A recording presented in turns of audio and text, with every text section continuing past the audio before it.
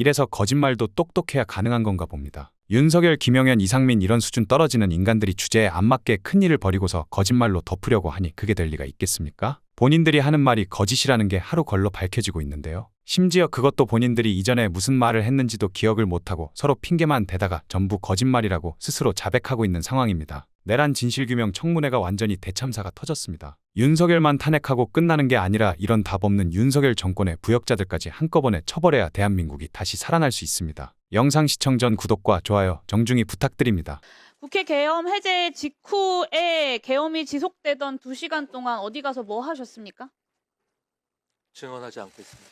누구 만나셨습니까? 증언하지 않겠습니다. 박성재 법무부 장관도 새벽 3시에 대통령실에 들어왔고 그 이전 행적이 전혀 제출되지 않았거든요. 박성재 장관이랑 함께 있었습니까? 사무실에 있었습니다. 저는. 본인은 사무실에 있었다. 그러면 2시 한 40분쯤 출발하셨다는 말씀이신가요? 그 정확한 시간은 모르겠습니다. 그 사실관계를 좀 제출을 해주세요. 아무리 휴대전화를 교체하고 비화폰을 쓰고 동선을 다 숨겨도 추가 수사하면 다 꼴이 밟힐 거고요. 오늘 이상민 전 장관이 증언을 하지 않기로 작정을 하고 나오셨나 본데 증인의 증언 거부의 사유를 좀 합리적으로 추론을 해보면 진실을 말하면 내란 주요 임무 종사자가 될 것 같고 거짓을 말하면 위증일 것 같아서 거부하는 거다라고 볼 수밖에 없습니다. 형소법 제148조가 유죄 판결을 받을 사실이 드러날 염려가 있는 증언을 거부할 수 있다라고 하고 있어요. 결국에는 오늘의 이 증언 거부 자체가 이상민 증인의 죄를 인정하는 것이고요. 이 죄를 감하는 유일한 방법은 국민들께 진심으로 사과하고 그날의 진실을 역사 앞에 그리고 국민들 앞에 소상하게 밝히는 것입니다. 오늘 이 자리에서 진술하지 않는 것은 역사에 끝까지 내란 속의 윤석열의 오른팔로 남겠다라는 선언을 하는 겁니다. 동의하십니까, 이상민 증인? 결코 동의할 수 없습니다. 피의자 윤석열이랑 어떤 사전 모의도 없었다고 주장하는 이상민 증인이 심지어는 계엄을 말리고 반대했다라고 주장을 하는 증인이 어떻게 이렇게까지 윤석열과 혼연일체가 되어서 움직였는지 저는 정말 좀 놀라운데요. 한번 살펴보겠습니다. 이상민 증인 12월 3일 23시 37분 소방청장에게 전화로 언론사 단전단수 조치 지시한 바 있죠? 증언하지 않겠습니다. 장관이 지시하자마자 10분 사이에 소방청 차장이 서울본부장에게 전화하고 소방청장이 서울본부장에게 전화합니다. 계엄 관련 경찰청에서 협조해달라. 요청이 오면 잘 협력해주면 좋겠다. 협력할 일이 많이 발생할 수 있다. 계엄 건의권자이기도 하고 충무계획의 주무부처의 장인 행안부 장관이 비상계엄 중에 직접 지시를 하니까 10분 내에 현장 지휘관까지 전파가 돼서 실행 준비를 한 겁니다. 소방이. 10분 뒤에 소방청장이 똑같은 내용으로 경기본부장에게도 전화합니다. 언론사뿐만 아니라 선관위 단전단수 사전 계획한 바 있습니까, 증인? 증언하지 않겠습니다. 어디까지 실행된 건지 추가 확인되어야겠지만 이상민 장관이 오늘 증언을 거부하고 있지만 소방청장과 소방공무원들의 증언도 그렇고 그날의 행적도 그렇고 아주 구체적이고 직접적인 지시들이 있었습니다. 저는 소방청장에게 내렸던 이 지시만 해도 이상민 증인은 이미 내란 중요 임무 종사자라고 확정해야 된다라고 보고요. 계엄 문건을 받은 최상목, 조태열 장관처럼 피의자 윤석열이 콕 집어 불러 모았던 8시 멤버 또한 개별적인 계엄 지시를 받았을 가능성을 배제할 수 없게 되었다라고 봅니다. 수사당국에서 철저하게 보안 수사해야 된다고 봅니다.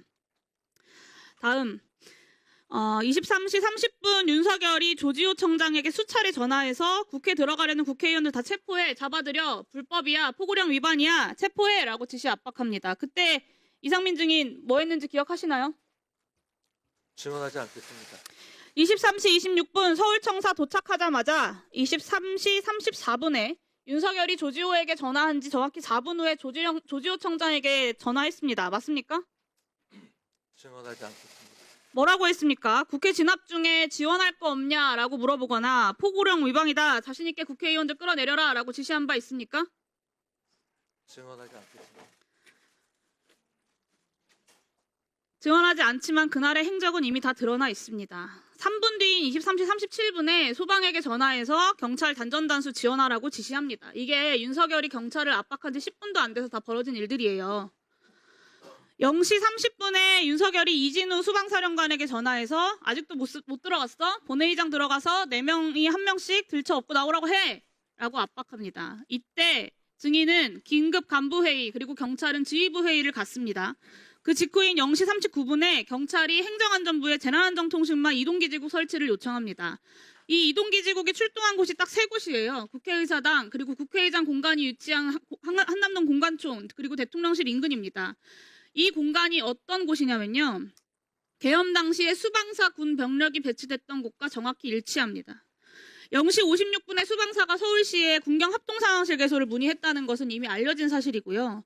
재난안전통신망은 여기 계신 많은 사람들이 알고 있는 것처럼 수방사, 경찰, 그리고 소방, 서울시, 행안부가 함께 통신할 수 있도록 되어 있습니다. 단전다수뿐만 아니라 통신까지 끊으려고 한 건 아닌지 정황상 의심할 수밖에 없습니다.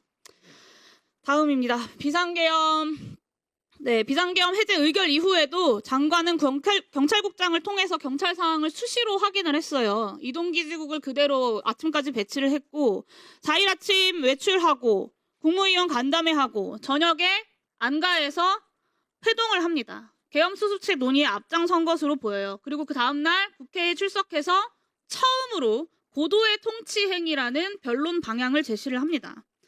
실제 이상민 행안부 장관의 행적은 계엄을 적극적으로 지휘하고 지원한 것으로 해석할 수밖에 없습니다. 경찰 소방의 내란에 동원하고 국회에서는 고도의 통치행위 운운하면서 변론 방향 제시하고 꼬리 밟힐까봐 더 이상 증언하지 않으려고 사퇴하고 숨죽이고 기다리고 있었던 겁니다.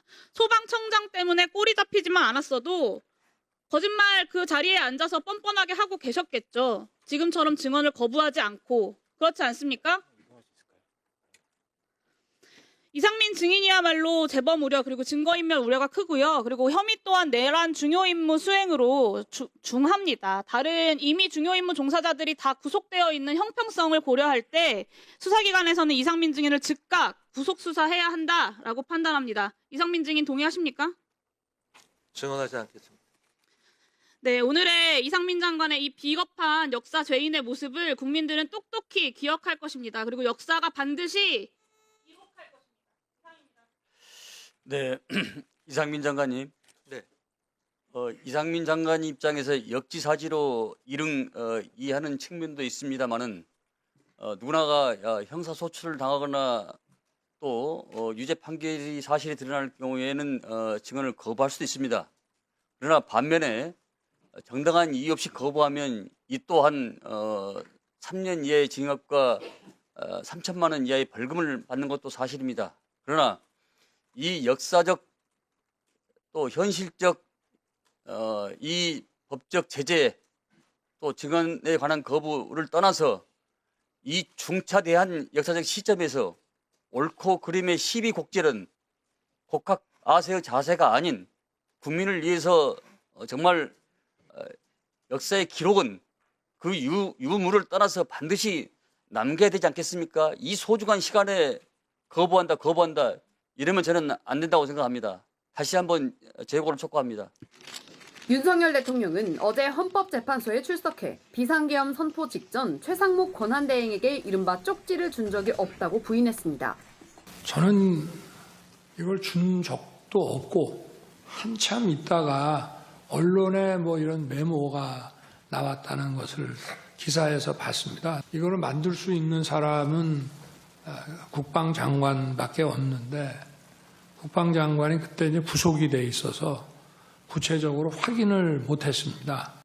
하지만 조태열 외교부 장관은 오늘 국회 국정조사 특위에 출석해 비상계엄 선포를 위한 국무회의에서 쪽지를 건네준 건 다름 아닌 윤석열 대통령이었다는 사실을 재확인했습니다. 본인이 대통령으로부터 직접 쪽지를 받은 것은 맞다. 맞습니다. 비밀스럽게 불러서가 아니라 4명이 앉아있는 자리에서 준 거 맞죠? 그 사실입니다. 조 장관과 최상목 대통령 권한대행은 앞서 지난달 열린 본회의에서도 같은 취지로 진술한 바 있습니다. 윤 대통령이 건넨 쪽지엔 계엄 이후 각 부처에서 해야 할 지시사항이 담겨 있는 걸로 알려졌습니다. 최 권한대행이 받은 쪽지엔 비상입법기구 관련 예비비를 편성할 것, 조 장관에겐 재외공간과 관련한 언급이 있었던 걸로 알려졌습니다. 윤 대통령은 지난 18일 구속 전 신문에서도 최 권한대행이 받은 쪽지에 대해 내가 썼는지 가물가물하다는 취지로 답한 걸로 알려졌습니다. 조 장관 등 주요 국무위원들이 윤 대통령의 진술을 뒤집고 있는 가운데 추후 변론기일에서 윤 대통령 입장이 달라질지 주목됩니다. 오늘 영상은 여기까지입니다. 대한민국 정상화를 위해 끝까지 힘쓰겠습니다. 여러분의 구독과 좋아요로 힘을 보태주세요. 감사합니다.